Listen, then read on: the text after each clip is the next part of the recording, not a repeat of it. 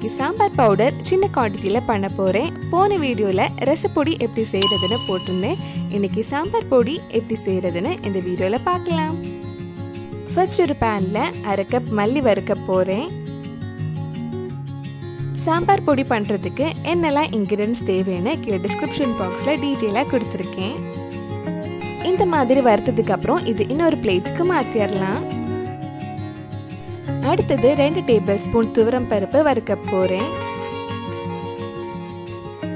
நம்ம ரொம்ப நேரம் வறுக்கும் போது கடாய் சூடாயிரும், அதனால கருகிடாமல் லோ டு மீடியம் ஃப்ளேமில் வச்சு வறுத்துக்கோங்க. துவரம் பருப்பு வறுத்ததுக்கு அப்புறம் அதே பேனில் 2 டேபிள் ஸ்பூன் கடலைப்பருப்பு வறுக்க போகிறேன். ஒவ்வொரு பொருட்களும் ஒவ்வொரு டைம் ஆகும் வறுக்கிறதுக்கு, அதனால தான் தனித்தனியாக வறுத்து எடுக்கிறோம். கடலைப்பருப்பு வறுத்ததுக்கு அப்புறம் 2 டேபிள் ஸ்பூன் உளுந்தம்பருப்பு வறுக்கலாம். சாம்பார் பொடி கார்த்திகான ஒருத்தங்க கமெண்ட் பாக்ஸில் பண்ண சொல்லி கேட்டிருந்தாங்க.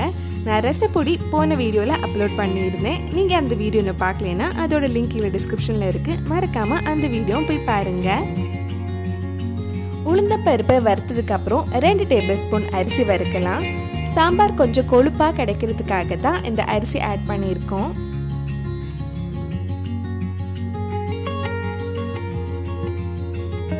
அரிசி வறுத்ததுக்கு அப்புறம் 2 டேபிள் ஸ்பூன் ஜீரகம் வறுக்கலாம்.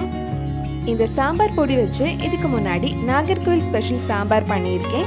நீங்கள் இன்னும் அந்த வீடியோ பார்க்கலனா அதோட லிங்கும் கீழே டிஸ்கிரிப்ஷனில் கொடுத்துருக்கேன். ஜீரகம் வறுத்து முடிச்சாச்சு. அடுத்தது 1 டேபிள் ஸ்பூன் நல்ல மிளகு வறுக்க போகிறேன்.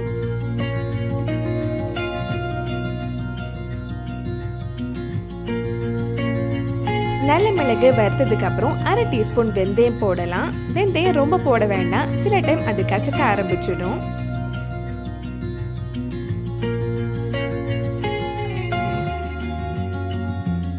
வெந்தயம் வறுத்ததுக்கு அப்புறம் 20 to 25 காஞ்ச மிளகாய் வறுக்க போறேன்.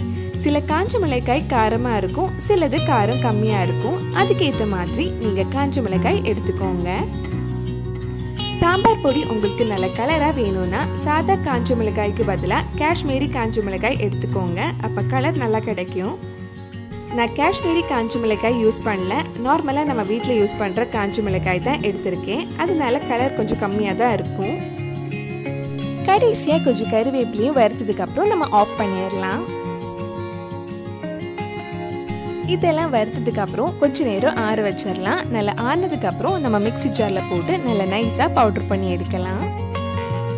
நான் சின்ன மிக்ஸி ஜார் எடுத்துருக்கனால ஒரே டைமில் அரைக்காமல் 2 வாட்டி போட்டு அரைக்க போகிறேன். அரைக்கும் போது நீங்கள் அதில் 1 டீஸ்பூன் மஞ்சள் பொடியும் 1 டீஸ்பூன் காயப்பொடியும் ஆட் பண்ணிக்கோங்க. அவ்வளவுதான், வீட்லயே ரொம்ப ஈஸியாக சாம்பார் பொடி ரெடி பண்ணிடலாம். இந்த பவுடர் வச்சு சாம்பார் வச்சா ரொம்பவே டேஸ்டியாக இருக்கும். கண்டிப்பாக நீங்களும் இது வீட்டில் செஞ்சு பாருங்க. பிடிச்சிருந்தா இந்த வீடியோவை லைக் பண்ணுங்க, உங்கள் ஃப்ரெண்ட்ஸ் அண்ட் ஃபேமிலிக்கு ஷேர் பண்ணுங்க. வேறு நல்ல ரெசிபி நம்ம சேனலில் ட்ரை பண்ணி கமெண்ட் பாக்ஸில் சொல்லுங்க. நீங்கள் இன்னும் என்னோட சேனலை சப்ஸ்கிரைப் பண்ணலைன்னா மறக்காம சேனலையும் சப்ஸ்கிரைப் பண்ணுங்க. கூடவே அந்த பெல் ஐக்கனையும் ப்ரெஸ் பண்ணால் நான் புது வீடியோ போட்ட உடனே உங்கள் ஃபோனுக்கு நோட்டிஃபிகேஷன் வந்துடும்.